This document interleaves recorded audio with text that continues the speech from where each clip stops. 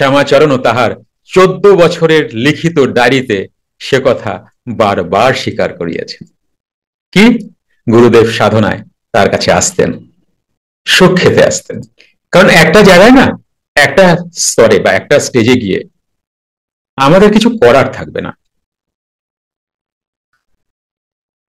কেমন? কিচ্ছু করার থাকবে না। ওই সময়টা গুরু পুরোপুরি ব্যাকিং করেন, পুরোপুরি সাপোর্ট করেন, পুরোপুরি সাহায্য করেন ওই সময়টা। কারণ ওই সময় শিষ্যের কিছু করারই থাকে না, স্রেফ ওয়েট অ্যান্ড ওয়াচ এর উপরে থাকতে হয়, স্রেফ ওয়েট অ্যান্ড ওয়াচ। কারণ আমি এখন লড়বো কি নিয়ে? আমরা লড়বো কি নিয়ে? ইরা পিঙ্গলা নিয়ে। কে কে বুঝতে পারছো? হ্যাঁ, ইরা পিঙ্গলা নিয়ে। এটাই তো আমার অবলম্বন। এবার সাধনা করতে করতে আমার ইরা পিঙ্গলা থেকে শ্বাস আর পড়ছে না। এইবার আমি প্রাণায়াম করছি সুষুম্না থেকে, ভেতর ভেতর, বাইরের আর শ্বাসে নিচ্ছি না আমি। তারপরে সুষুম্নাও নেই। এইবার কি করবো আমি?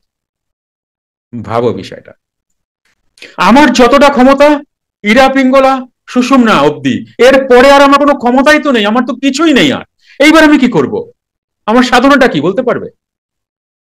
আমার ইরা পিঙ্গলা সাপোর্ট নেই, আমার সুষুম্না সাপোর্ট নেই, তখনই আমি ব্রহ্ম হয়ে গেলাম, এরকম তো বিষয়টা নয়। তারপরের মোটামুটি কয়েকটা স্টেপ তোমাদেরকে বলছি।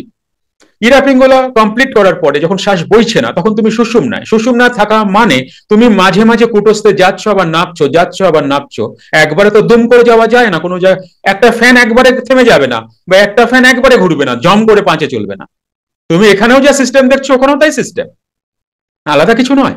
এবার যখন তোমার সুষুম্নায় তুমি ধীরে ধীরে কুটস্থে ম্যাক্সিমাম সময় থাকছো, কিছু সময় আবার নিচে আসছো। এবার সুষুম্না ছেড়ে দিলে মানে ত্রিগুণের অতীতে গেলে, এইবার তুমি কুটস্থে। এইবার তুমি কি করবে? এবার কুটস্থের ওপারে যেতে হবে, তারপরে ক্রিয়ার পর অবস্থা যেতে হবে, তারপরে ক্রিয়ার পর অবস্থা যেতে হবে। এখনো যতটা এলাম কুটস্থ অব্দি, ততটাই তো বাকি। এইবার কে চালাবে আমায়? আমার তো আর কিছু অবলম্বনই নাই। মানে কুটস্থে সুষুম্না ছাড়া অব্দি আমার, আমি যতটা এলাম, ক্রিয়ার পরাবস্থার পর ততটা আরো যেতে হবে। এইবার কি হবে? বারবার কেন বলছি? জীব বুঝতে পারে না কথাগুলোকে। এইবার পুরোপুরি গুরু সাপোর্ট, গুরু পুরোপুরি তোমাকে সাহায্য করবে।